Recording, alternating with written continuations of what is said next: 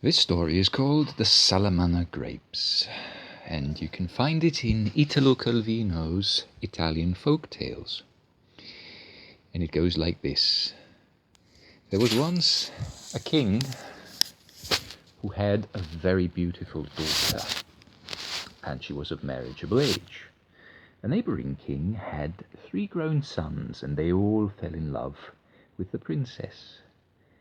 So the princess's father said, "Well, as far as I am concerned, you are all 3 equal, and I could not for the life of me give any of you preference over the other 2. But I wouldn't want to be the cause of any strife among you, so why not travel about the world for, let's say, 6 months, and the one who returns with the finest present, he will be my son-in-law." So the 3 brothers set out together. And when the road branched off in 3 different directions, each went on his separate way. The oldest brother travelled for 3, 4, and 5 months without finding a thing worth taking home as a present. Then, one morning of the 6th month, in a faraway city, he heard a hawker under his window. "Carpets for sale, fine carpets for sale." He leaned out of the window, and the carpet seller asked, "Well, sir, how about a nice carpet?" "That's the last thing I need," he replied. "There are carpets all over my palace, even in the kitchen."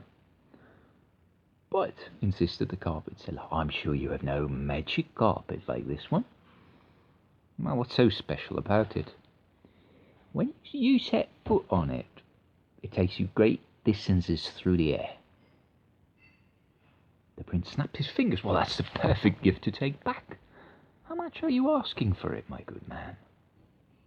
100 crowns even." "Agreed," exclaimed the prince, counting out the 100 crowns.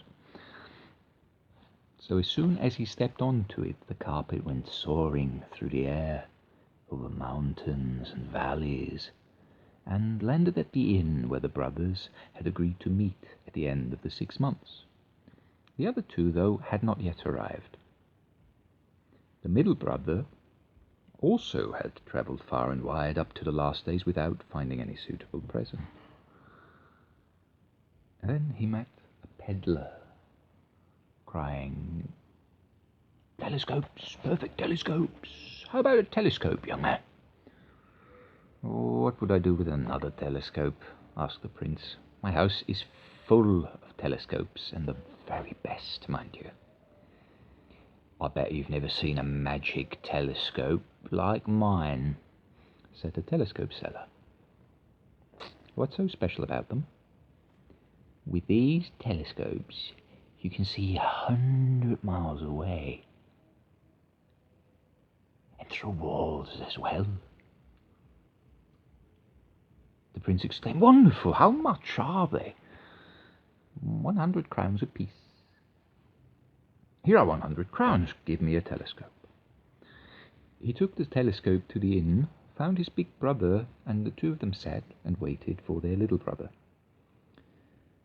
The youngest boy, up to the very last day, found nothing, and gave up all hope. He was on his way home when he met a fruit vendor crying, Salamanna grapes for sale, come buy nice Salamanna grapes." The prince, who'd never heard of Salamanna grapes, since they didn't grow in his country, asked, "Just what are these grapes you're selling?" "They are called Salamanna grapes," said the fruit vendor, "and there are no finer grapes in the world. They also work a special wonder." "What do they do?" "Put a grape in the mouth of someone breathing their last, and they would get well instantly." "You don't say," said the prince. "I'll buy some in that case. How much are they?" "They are sold by the grape, but I'll make you a special price. 100 crowns per grape." As the prince had 300 crowns in his pocket, he could only buy 3 grapes. He put them in a little box with cotton around them and went off to join his brothers. When they were all 3 together at the inn, they asked each other what they had bought. Me? Just a little carpet, said the oldest boy. Well, I picked up a little telescope, replied the middle boy. Only a little fruit, nothing more, said the third. I wonder what's going on at home right now, and at the princess's palace, one of the boys said. The middle boy very casually pointed his telescope toward their capital city. Everything was as usual. Then he looked toward the neighboring kingdom, where their beloved's palace was, and he let out a cry.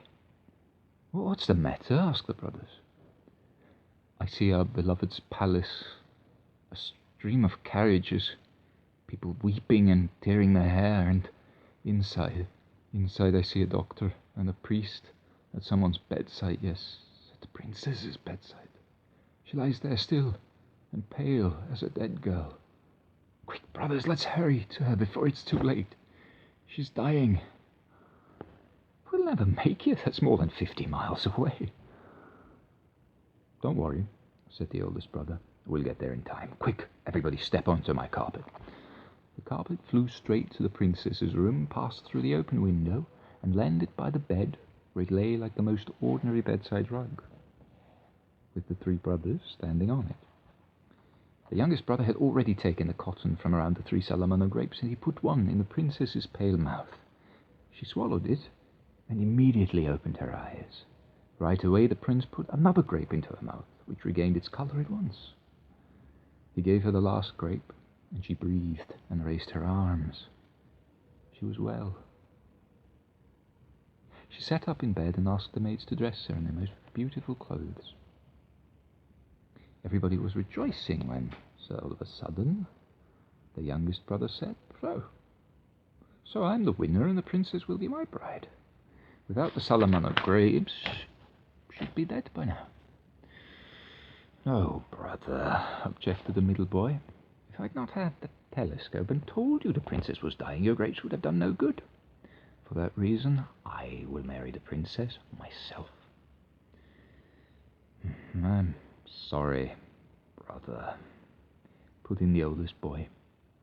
The princess is mine, and nobody will take her away from me. Your contributions are nothing compared with mine. Only my carpet brought us here in time.